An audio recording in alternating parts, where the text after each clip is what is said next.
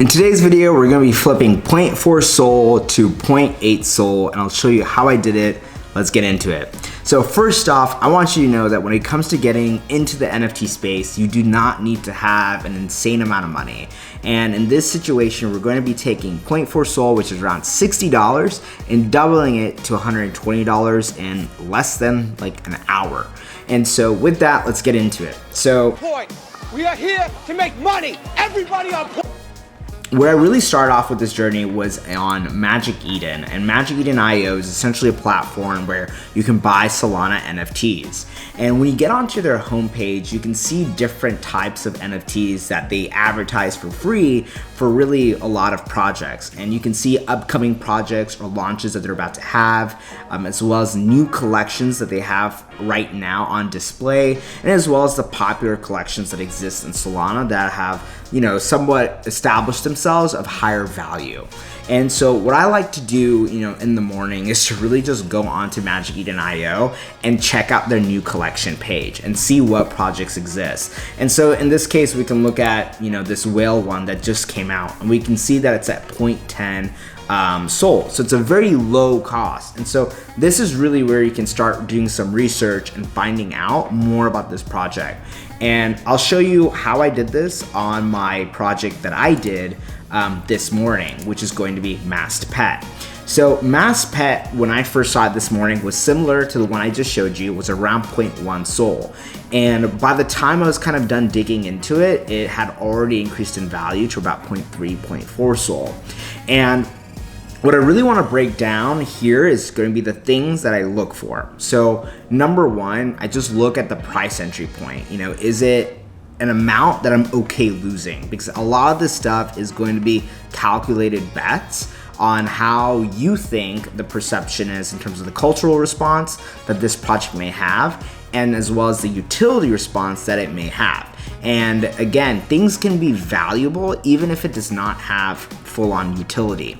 So with this, I initially saw that, hey, the price was at 0.1, it's grown to 0.4 in a short amount of time. The second thing that I look for here is going to be the amount of these NFTs that exist. And this is really a key point of meeting the crisis of like supply and demand, right? If the supply is low, the demand generally means it's going to be higher because of that factor. So with only 888 of these Masked Pet NFTs existing, I know that's like if a community grows a decent amount, the demand for that will be a lot faster to reach. And so because of that, it seemed an appealing candidate for a flip.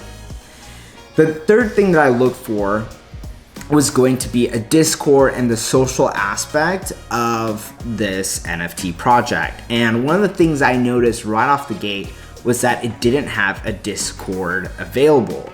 And what's really interesting is that majority of the time, right, with NFTs, it's always like community, community, community, community, which sometimes I agree with, sometimes I don't really know. But in this sense, it was interesting that it didn't have a Discord, but they still managed to sell out of 888 of their NFTs. And then a Discord was made. And so because of that reason, I felt like the community was really strong to really believe in the artwork alone to buy it, even though there wasn't a Discord. The next thing I checked was their Twitter page. And on their Twitter page is kind of my last checkpoint to see what everybody else that I follow in the community, what they think about this project.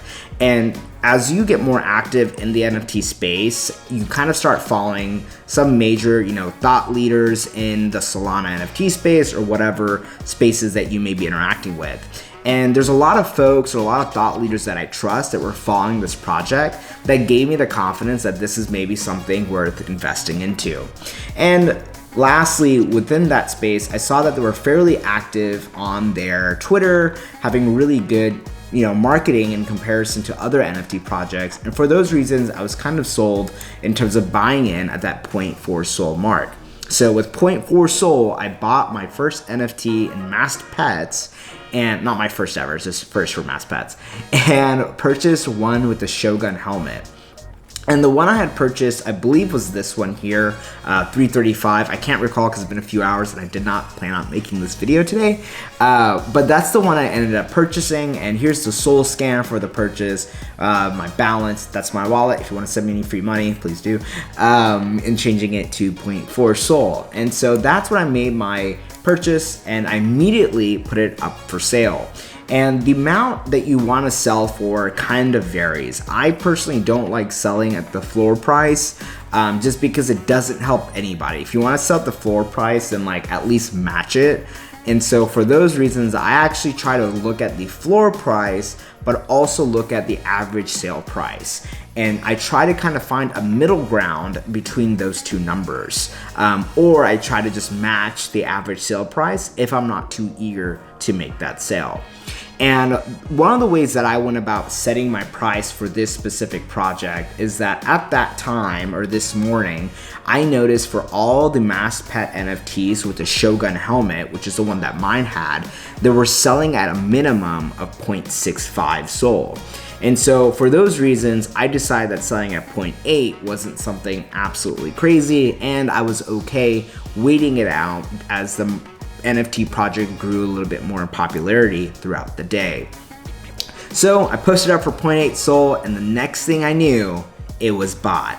Somebody just bought the entire floor of the Shogun helmet Masked Pets. And so within a few seconds of posting, I was able to make about $60 in profit. Now that may be small, but that's the whole point of this video, is that you don't really need a lot of money to get started in NFTs. And in terms of time and money, it is a lot of money to be able to make $60 in less than 20 seconds. And that's pretty much what happened. So as long as you're able to check through certain of these criterias and keep an open mind and have a routine in your day to check into these new projects that are coming out and scoping them out while they're early, you can really make a lot of money consistently every single day. And over time, you may have started off with around 0.4 or 0.5 Sol, but if you're able to successfully flip that, several times, that's kind of when you're able to buy more of those bigger projects and make bigger gains. I'll make another video about some of the projects that I'm holding right now in Solana that are more of a long-term hold, where I see more value in them and the utility functions that come with them. So with that, that wraps up this video.